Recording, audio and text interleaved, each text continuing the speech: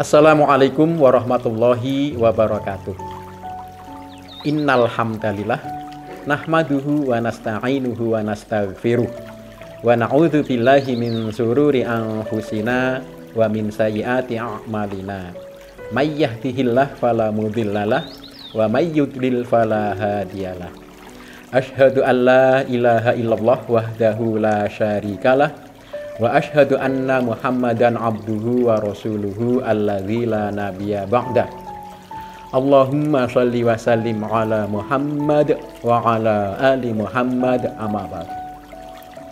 Alhamdulillah, segala puji milik Allah, Rabb semesta alam, yang telah memberikan karunia nikmat kepada semua makhluknya, wabil khusus kepada makhluk yang bernama manusia. Alhamdulillah,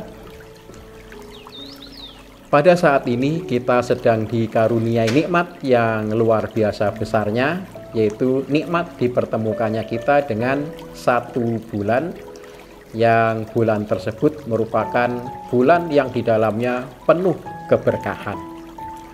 Bulan di mana pintu-pintu surga dibuka dan pintu-pintu neraka ditutup. Apa maksudnya pintu-pintu surga dibuka? Yaitu manusia atau umat mukmin diberikan kemudahan untuk melakukan kepada Allah Subhanahu wa taala, dan manusia pada umumnya diberikan kesusahan untuk melakukan perbuatan maksiat kepada Allah Subhanahu wa taala. Nah, dengan masuknya bulan Ramadan ini, maka untuk meraih ketakwaan kepada Allah Subhanahu wa taala sangat dipermudah. Sebagaimana tujuan dari puasa yang terdapat dalam firman Allah. A'udzu billahi minasyaitonir rajim. Ya ayyuhalladzina amanu kutiba alaikumusyyam kama kutiba alal ladzina min qablikum la'allakum tattaqun. Wahai orang-orang yang beriman, diwajibkan atas kalian berpuasa sebagaimana telah diwajibkan atas orang-orang sebelum kalian, agar kalian bertakwa kepada Allah Subhanahu wa taala.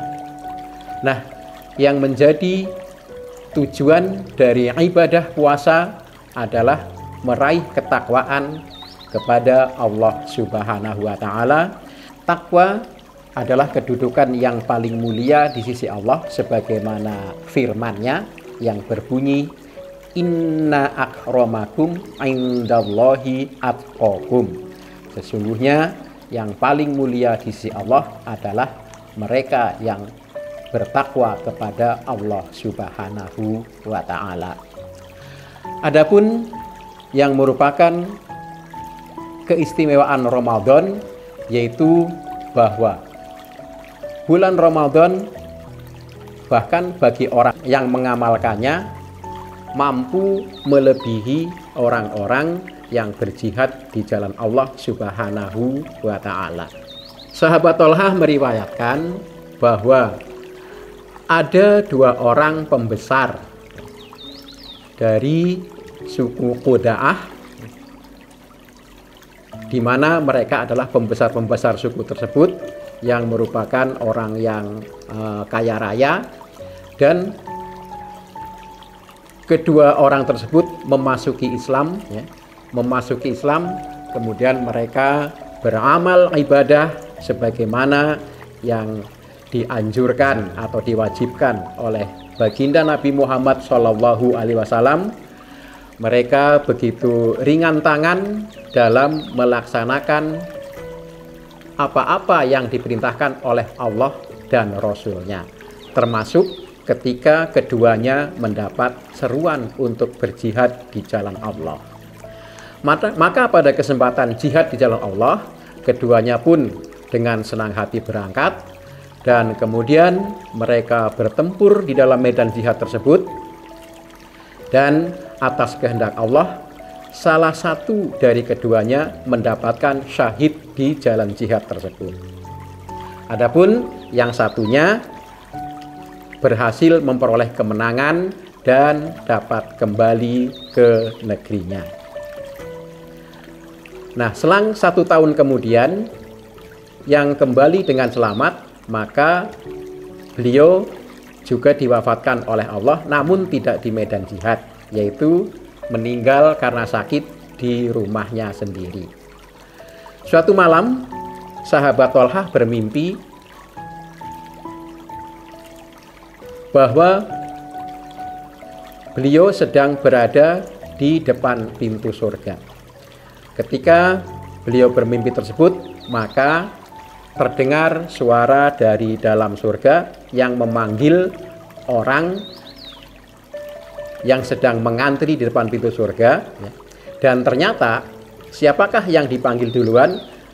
Yang dipanggil duluan ternyata sahabat yang meninggalnya karena sakit yang di rumah, bukan sahabat yang syahid di jalan Allah. Nah,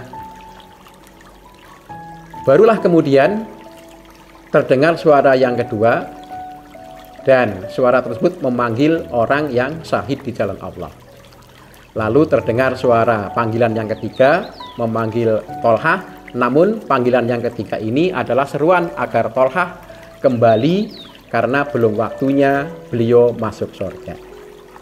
Nah, keesokan harinya ketika mimpi ini disampaikan kepada para sahabat, sahabat merasa heran. Karena apa? Karena sahabat menyangka bahwa orang yang syahid di jalan Allah itu mestinya yang masuk surga duluan. Namun ternyata yang meninggal belakangan, yang justru meninggalnya karena sakit, itulah yang dipanggil masuk surga terlebih dahulu. Para sahabat pun terheran-heran sampai kemudian berita ini didengar oleh baginda Nabi Muhammad SAW. Dan kemudian baginda Nabi menjelaskan mengapa sahabat yang meninggal belakangan itu memasuki surga duluan. Ya karena beliau hidup 1 tahun dan beribadah, dan kemudian di dalam 1 tahun itu sahabat yang terakhir menemukan bulan Ramadan dan menemukan Lailatul Qadar. Inilah keutamaan bulan Ramadan, sehingga sahabat yang terakhir mendapatkan panggilan masuk surga terlebih dahulu dibandingkan dengan sahabat yang syahid. Yang perlu digarisbawahi adalah bahwa sahabat yang meninggal belakangan itu pun ketika sahabat yang syahid berperang bersama-sama. Hanya saja bedanya yang pertama syahid, yang kedua selamat dan mendapatkan kemenangan. Demikian yang dapat saya sampaikan, mudah-mudahan bermanfaat. Kurang dan salahnya mohon dimaafkan. Wabillahi taufiq wal hidayah. Wassalamualaikum warahmatullahi wabarakatuh.